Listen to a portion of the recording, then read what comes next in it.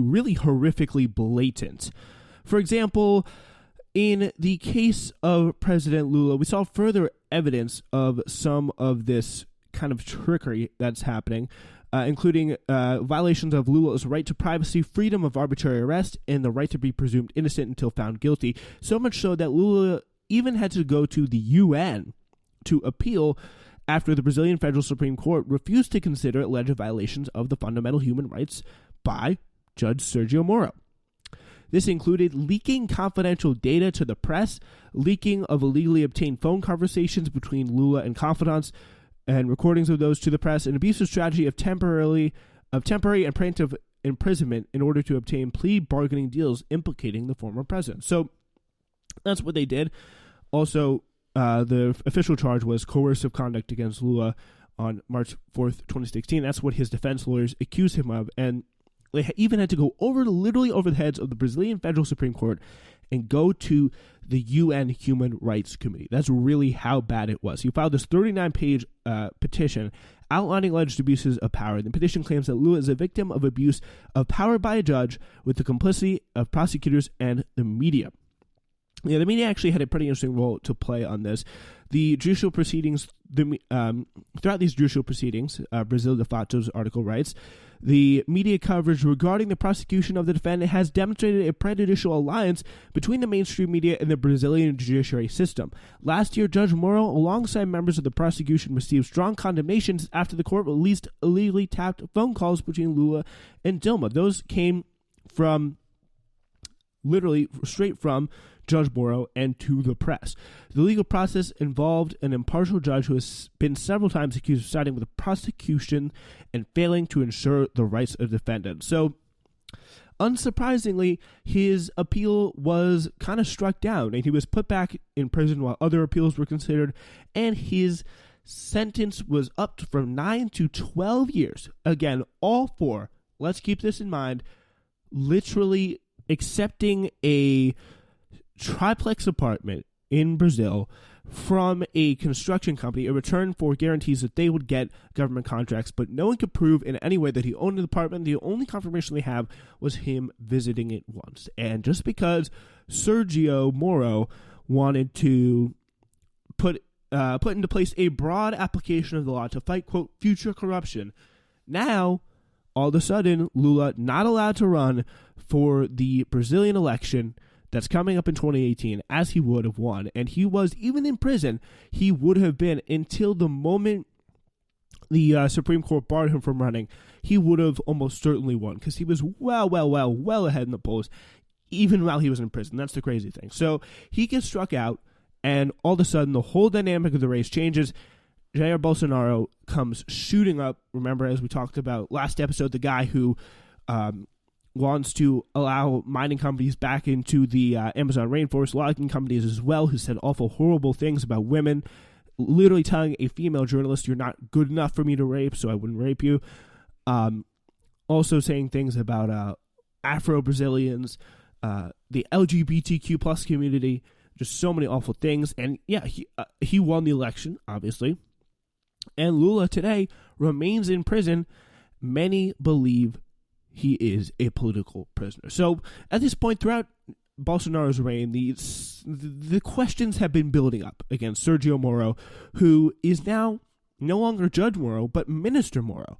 He has been promoted to Super Justice Minister as of late, a position created by Jair Bolsonaro to entice, many people believe, Sergio Moro into his administration, giving him broad powers over the justice system to lend some legitimacy to his reign, because at the time he still was a very legitimate figure, very powerful, popular figure who represented the arm of justice in Brazil when so few people did.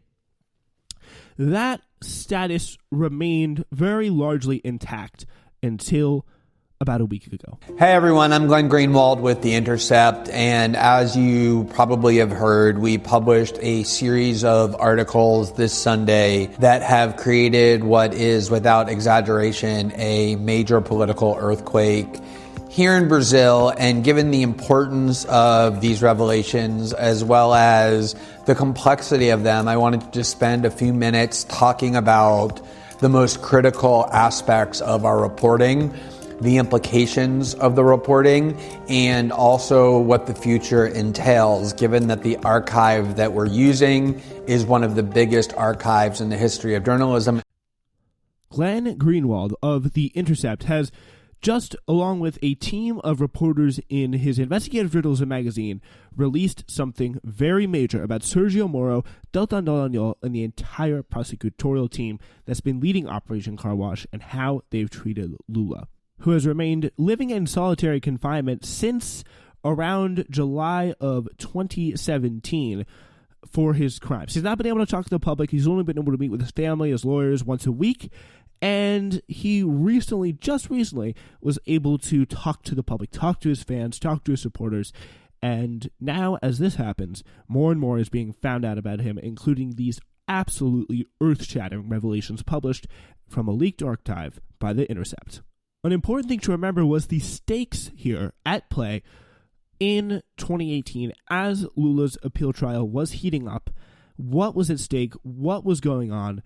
And the seismic events that occurred was that Lula had announced, and everybody knew, that he was intending to run for president again in 2018, and all polls showed that he was the overwhelming frontrunner. He was leading every other candidate, including Bolsonaro, by 10, 15, 20, 25 points. And so when Lula was imprisoned, and then an appellate court very quickly affirmed that conviction with a strange speed in time to make him ineligible to run. Keep in mind, they affirmed his conviction 3 times as fast as they do on average. This is just for Lula, some nice special treatment. It's also incredibly important to remember the immense power and public adoration that these people had. And it turned into heroes the team of prosecutors, including led by a young prosecutor in his 30s named Deltan Dallagnol, who used his celebrity to write a best-selling book, and especially the judge who oversaw most of the convictions, who became an international celebrity, Sergio Moro. He was named as part of the Time 100 Most Influential Figures, and there was a huge 60 Minutes piece on him. They really became icons, heroes of the noble crusade to fight corruption. And here in Brazil, there was almost no journalistic questioning of them.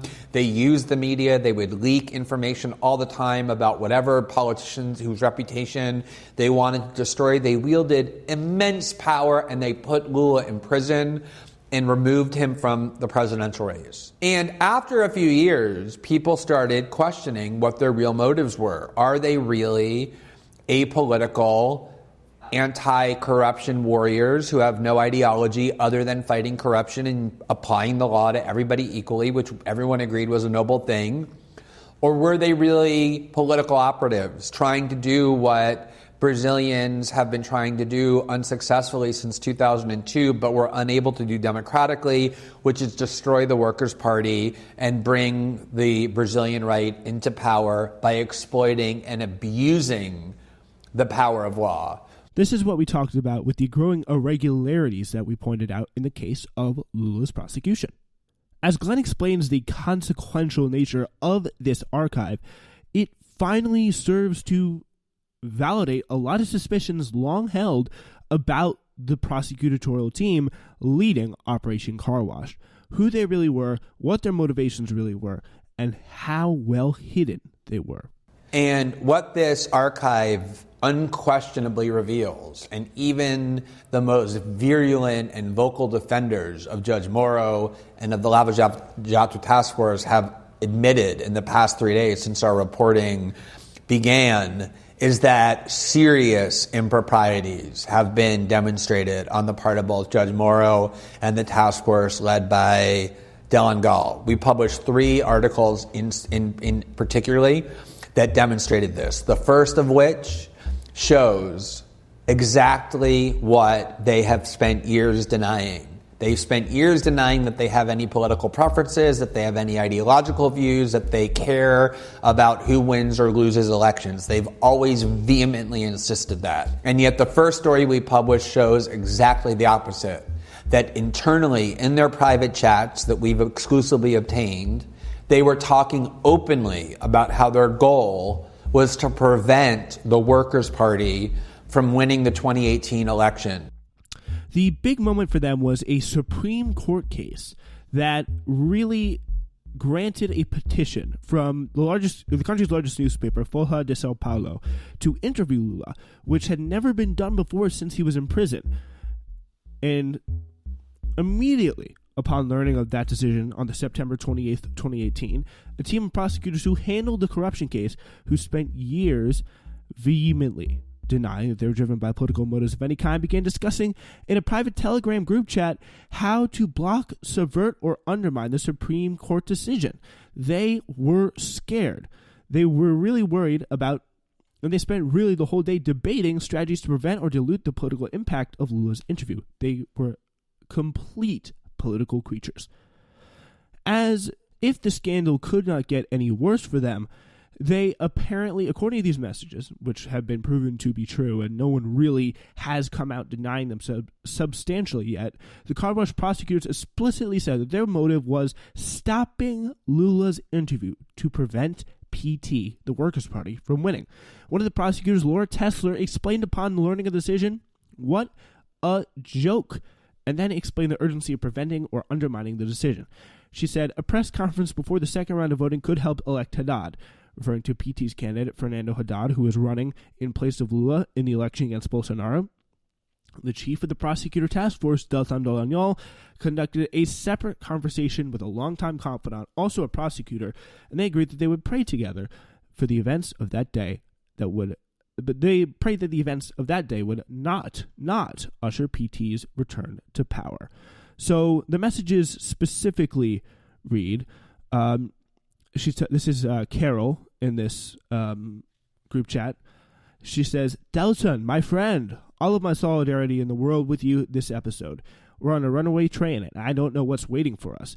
The only certainty is we're in this together. I remain very worried about the possible return of PT, but I have prayed frequently for God to enlighten our population and for a miracle to save us." Delton's response, "I'm with you, Carol. Pray indeed. We need this as a country." These admissions of the prosecutor's true concerns that a Lula interview could elect Haddad and usher in a return of PT to power were hardly isolated confessions. To the contrary, the entire discussion, held over many hours, reads far less like a meeting of neutral prosecutors, more than a war room session of anti-PT political operatives and strategists, focused on the goal of determining the most effective way to prevent or minimize the political impact of Lula's interview. This shattered the scales off the eyes of Brazilians and has been resonating deeply throughout Brazilian politics. Sergio Moro has said he's done nothing wrong, but the Supreme Court has already agreed to review the case. And by the way, this is only part one.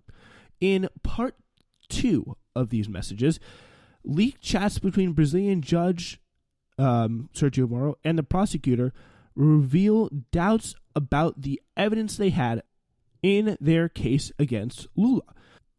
Telegram messages between Sergio Moro and Deltan Dallagnol reveal that Moro repeatedly stepped far outside the permissible bounds of his position as a judge while working on the car wash cases.